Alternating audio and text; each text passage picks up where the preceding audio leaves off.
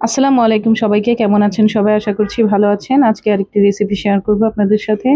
আজকে আমি তৈরি করব মিষ্টি কুমড়া ভাজি। তার জন্য আমি প্রথমে প্যানে সামান্য তেল গরম করে নিয়েছি। তেলের মধ্যে রসুন কুচি আর পেঁয়াজ কুচি খুব ভালো করে ব্রাউন কালার করে নিয়েছি। এখন আমি এর মধ্যে দিয়ে দিব মিষ্টি কুমড়া।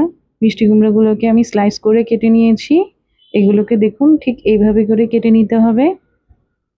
এখন তেল আর পেঁয়াজ রসুনের সাথে আমি মিষ্টি কুমড়োগুলোকে নেড়েচেড়ে ভালো করে মিশিয়ে নিচ্ছি। তারপর আমি একটি ঢাকনা দিয়ে ঢেকে দেব। একটি কাঠি কিংবা চামচের সাহায্যে খুব আলতো করে মিষ্টি কুমড়াগুলোকে নেড়েচেড়ে দিবেন। নেড়েচেড়ে আমি একটি ঢাকনা দিয়ে দিলাম। ঢাকনা দিয়ে ঢেকে 2-3 মিনিটের মতো আমি রান্না করেছি। এখন আমি ঢাকনা উল্টিয়ে একটু নেড়েচেড়ে তারপর এর মধ্যে দিয়ে দিলাম স্বাদ মতো লবণ, দিয়ে দিলাম হলুদের গুঁড়া। হলুদের গুঁড়া খুব সামান্য দিবেন, এত বেশি দিবেন না।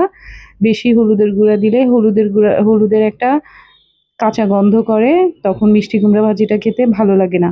এখন আমি হলুদ আর লবণ দিয়ে খুব সুন্দর করে নেড়েচেড়ে দিচ্ছি। দেখুন খুব আলতো করে নেড়েচেড়ে দিতে হবে। নেড়েচেড়ে আমি আবার ঢাকনা দিয়ে দিয়েছিলাম। তারপর ঢাকনা উল্টিয়ে আমি এর মধ্যে দিয়ে দিচ্ছি কাঁচামরিচ ফালি। কাঁচামরিচ ফালিগুলো দিয়ে আমি এগুলোকে আবার একটু নেড়েচেড়ে দিয়েছি। দেখুন এভাবে আলতোভাবে নেড়েচেড়ে আপনি উপরেরটা নিচে, নিচেরটা উপরে এভাবে করে দিয়ে ভেজে নেবেন। একটু লালচে কালার হবে আস্তে আস্তে। আর খুব ধৈর্য ধরে এই মিষ্টি কুমড়া ভাজিটাকে রান্না করতে হবে।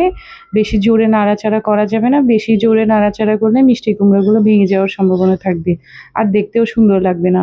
যে জিনিস দেখতে সুন্দর না সেই জিনিস খেতেও টেস্টি হয় না।